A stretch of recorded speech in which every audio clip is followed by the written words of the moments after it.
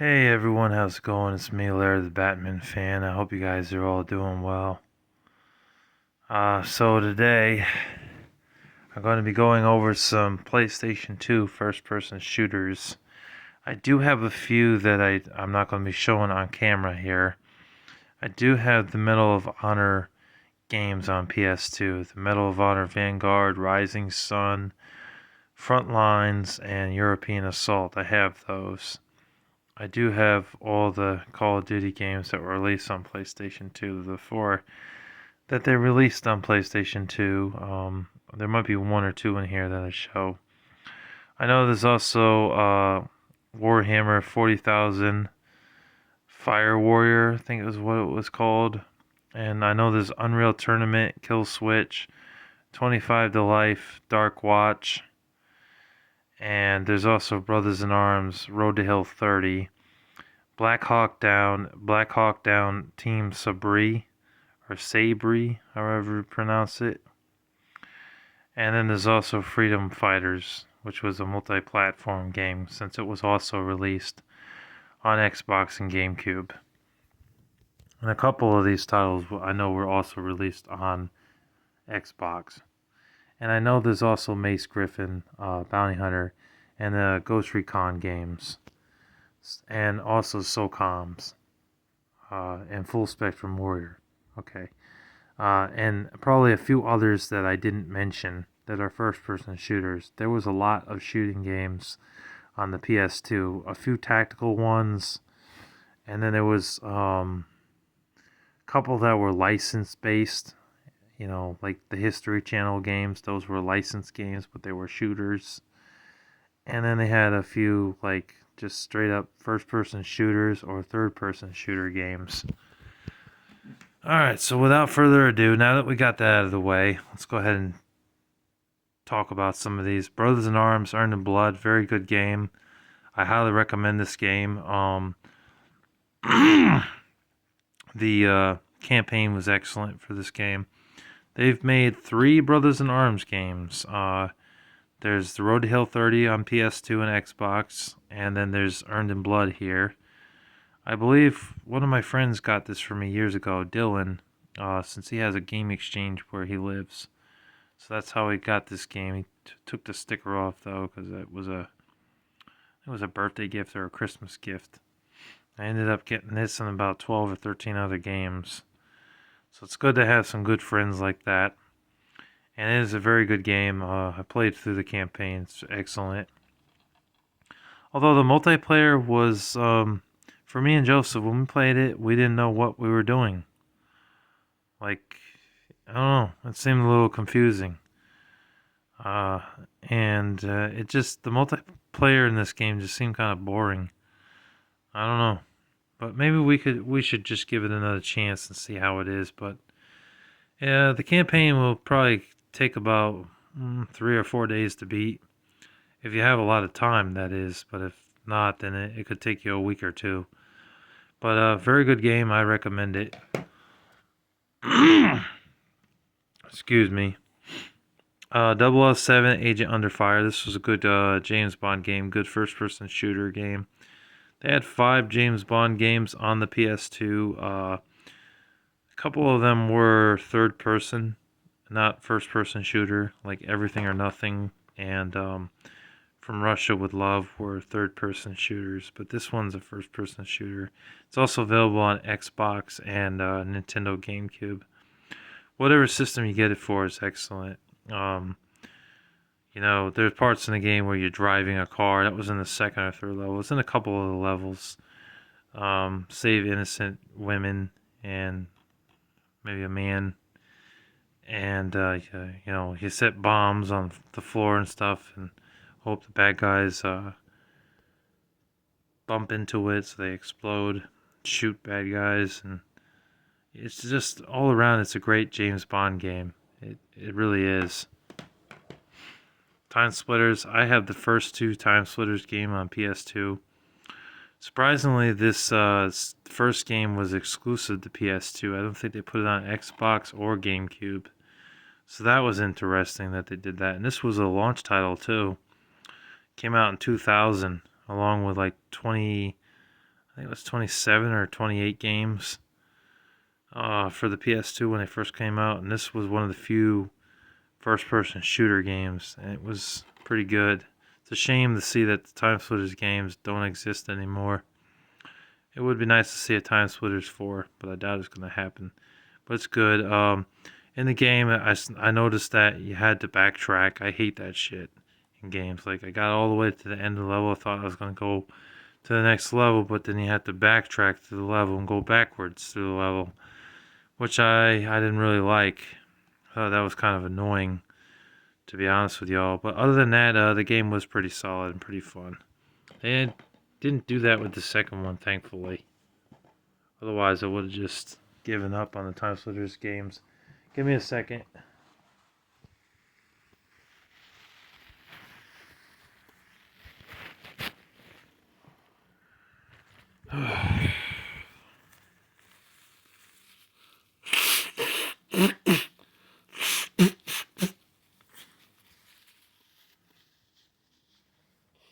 Sorry.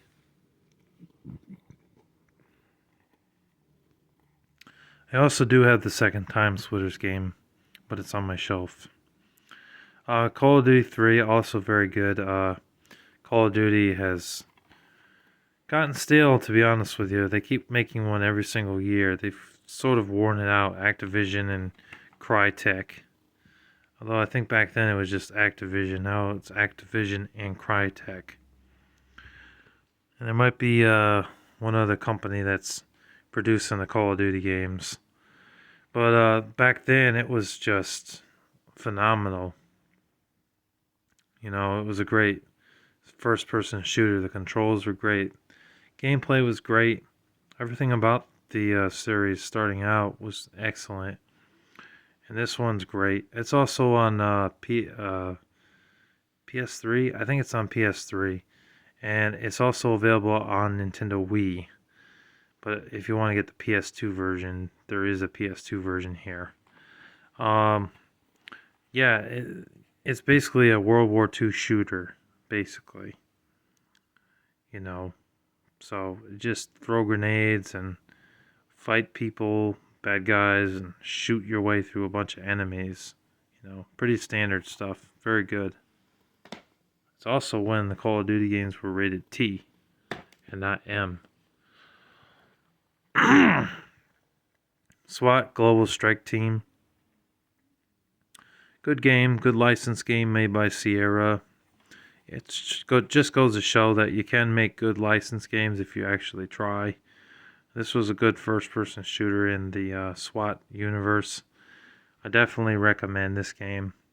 Definitely worth checking out. If you have a PS2 and you're looking for a shooting game, it's good. It only costs you about $10 at the very most. I don't even think I paid that for this game. I'm not sure what I paid, but it was cheap. Couldn't have been more than $7, $8. Cold Winter is a good game. Definitely underrated. Also made by Sierra. Another game that they made for PS2, and it's a good first-person shooter. You play as like the secret agent in the game, and you just go through levels and shoot people. You know, it's good. I like it. I recommend it. For anybody looking for an underrated PS2 first-person shooter, Cold Winter is one that you definitely want to check out. I think this game goes for around $20 or less. It's around that range. It didn't go up high. It's not in the $40, $50, $60, $100 range. It's nothing stupidly expensive like that. So it's worth a buy if you can find a copy. Killzone, I dare say this is a damn near perfect game. It's really fun. It's a good first-person shooter. They haven't made a Killzone game in a while since the PS4, but Killzone is pretty fun. Good first-person shooter. Definitely fun. Bad guys say stuff like, "Advance! Let's get 'em!" Things like that, you know. It's really fun. I think it's one of the best games on the PS2 for first-person shooters. 007 Nightfire, James Bond. I think this is the best James Bond shooter on PS2. Like, out of all of them, this one's the best. I had the most fun playing the multiplayer on this. It's just a blast. It's so much fun. Whoa, I almost dropped the case. You know, you get a 4-player split screen there too, which is amazing. You know, it's just a really great James Bond game. You can't go wrong. The campaign is solid in the game. Just everything about it is so much fun. Definitely recommend it. It's also available on Xbox and Nintendo GameCube. Max Payne 2, The Fall of Max Payne. This game was so good that it made my top 15 best PS2 games. Although I put the first game first over the second game, going back to it now, I think I would have, if I had, you know, if I had gone through and played it again before I did that top 15, I think the second game would have made it a little bit higher than the first game. Because I like how you could skip some of the cutscenes you've already seen in this one. Whereas the first game, you cannot skip the cutscenes, which was annoying because if you die like 40 times on this one spot because of the enemies killing Max Payne, then you had to start again, you had to watch the whole cutscene play through. You cannot skip the cutscene, which was annoying. But you can in this one.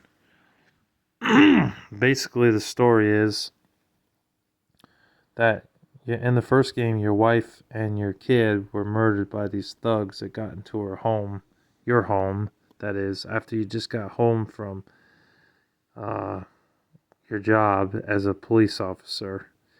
And when you get home, there's 3 guys that basically killed your wife and your kid. Of course, you had to shoot those guys, kill those guys, because they wouldn't leave. But it was devastating for Max. And so he ends up trying to find out who killed his wife and kid. Who was the person that put a hit on his wife and kid. And in the same time, the cops think that you're a murderer, so they start going after you, even though you didn't commit any murders. You're accused falsely of committing a murder. So it's really good, and the comic book style of the game is excellent as well. Highly recommend Max Payne 1 and 2. Project Snowblind was a pretty good game. I like this. It's a good first-person shooter. As you can see, I paid $5 for it. I don't think it's going for that price currently. I think it's about $10 or $15. But even still, for $15 or $10, $12, whatever it's going for, it's definitely worth your money. You can get this game on Xbox and possibly GameCube. I don't know if it's on GameCube. It might be. I'm not entirely sure, but it's a really good first-person shooter game.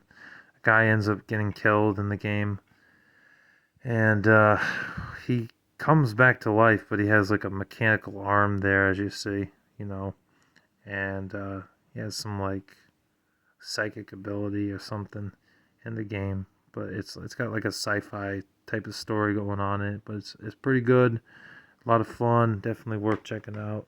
You have a PS2 and you're looking for a shooter, Time Splitters 2. I already talked about it, so I'm not going to talk about it. Black was a really good game. Play as a secret agent in the game, go through levels. You're like this badass that smokes cigarettes, you know, and just shoot all the bad guys in sight that you see. It's very challenging, very hard. I got this game for, this is $8.99 on there. Yeah, I think I paid $8.99 or something. But yeah, very good game. I picked this up at a Pastime Legends actually a long time ago. It says $4.99, but there's obviously an 8 there, so I think they scribbled that out and put the 8 there. Yeah, but anyways, the game's good. The only thing Black really needed was a multiplayer. It had no multiplayer support at all, so all you could really play is the campaign. But it's worth checking out. It's a lot of fun. I recommend it. It's also available on Xbox. There's the first Max Payne. Red Faction 2 is a really good game. The first Red Faction is also available on PS2. They also ported Red Faction 2 to GameCube, surprisingly, and was also on Xbox. And I think the first one was on Xbox as well, but it never got ported to the GameCube. I don't understand why. I picked it up at a Goodwill years ago for $3. Really good deal for that. and it's a really solid game. Red Faction Guerrilla and Armageddon, though, really changed Red Faction. I felt they kind of drifted away from its greatness that Red Faction 1 and 2 had. I got pretty far in this game and I got stuck at this one spot, not knowing where the hell to go. So I ended up putting it down because I could not figure out where to go. I killed all the bad guys, got to the end of the level, could not figure out what door I'm supposed to go through or what I'm supposed to do, so I gave up on it. But from what I played, it was pretty good. I do like it. It's a good first-person shooter. Definitely recommend it. I'm going to go kind of quickly because we're at 15 minutes. No One Lives Forever, very good game. Basically a James Bond game, but with a female protagonist. This game was also available on PC, and they did make a sequel to it. Surprisingly, the sequel was not available on PS2. It was only available on PC, but it was a very good game. Good first-person shooter. I definitely recommend it, and it's not very expensive. It's only about $10, maybe $15 at the most.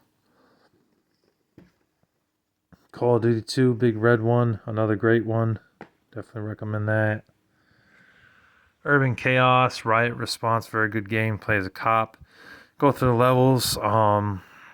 There's sometimes in the game where there's fire, and you gotta like shield yourself pretty well. Help out the hostages, save the hostages from fires, and also bad guys, and kill the bad guys. Very good. And plus, you get to whack enemies with your shield in the game, and you use the shield in the game to protect yourself from getting burned by the fire. I got pretty far in the game but never beat it. I think I got to the 3rd or the 4th level and got stuck. So it's a lot better than the original one that was on Sega Genesis. That one kind of sucks, to be honest, but this one's really good. Definitely recommend it. And I think it's inexpensive, or it might be climbing up in price. I think if I'm not mistaken, it's going for about $30 on eBay. So I'm glad I got that when I did, when GameStop was clearing out their games. I got it for like $5 or $6. Can't really go wrong for that price. Return to Castle Wolfenstein, very good game. Definitely recommend this. But I got to one part, that guy right there, I could not beat that guy. It was the part where you had to go down the stairs. You had to fight that thing. I always died at this spot. I could not get past it. A little bit of climbing in the game, like jumping on top of things, barrels and whatnot to get to the next spot of the level, point of the level, and other than that, just pretty much shoot everything in sight, all the Nazis and stuff. Very good game. Also available on Xbox. Rogue Trooper, very good third-person shooter. I said third-person, yes, because it was not a first-person shooter, but it was very good. Plays a blue dude, and you and I think 2 of your other guys in the game go through levels just shooting things and whacking enemies. And there's a little bit of climbing involved as well, but it's very good. Definitely underrated. It's also available on the Nintendo Wii, surprisingly. Red Dead Revolver, this was the game that started it all, with Red, the young western cowboy guy. His parents are murdered in the game, and so what ends up happening is you basically have to kill the bad guys in the game. You do meet some of your friends in the game, Indian friend, later on in the game. Kill a bunch of bandits, some bad guys. Save a woman's ranch from a bunch of savages. Kill a bunch of guys that are trying to rob you and your friends. It was good. I beat this game. It was very good. Definitely recommend it. It was on Xbox as well. And SOCOM, U.S. Navy SEALs, which is a good game, but definitely not a first-person shooter. It's more of a tactical shooter, because you got to take your time with it and plan things out strategically, because one hit and you're dead. Like, this game doesn't mess around. It's very challenging. It took me a very long time to beat this game. I never beat the second one or the third one, or Combined Assault, but I did beat the first one. It took me a very long time. I think that game took me about like 2 years before I finally beat that game. It was just ridiculously hard, in my opinion. Yeah, so those are some first-person shooters on the PS2. Like I said, there were some other ones. Area 51 was one I forgot to mention. And there was another one called Soldier of Fortune Gold Edition. That's another one, those two that I didn't mention. And 13, which was like a comic book style first person shooter game for PS2, Xbox, and GameCube. That was also a shooting game. Yeah, so that's basically the gist of this video, is just me talking about the first person shooter games on the system and what games to get, what games not to get. I do not recommend the Judge Dredd game for PS2. That game was horrible. And the Ghost Recon games, in my opinion, I was not a big fan of Ghost Recon 1, 2. I really didn't like the Ghost Recon games very much. They sucked, in my opinion, because of the fact that you could kill your own teammates in the game, you know. They needed to turn that friendly fire off, but they didn't. But anyways, yes, I hope you guys enjoyed this video of me talking about some video games, first-person shooter games. And yeah, you guys take care, and thank you guys for watching. I appreciate y'all, all that are watching my videos. God bless you all. Take care. Peace.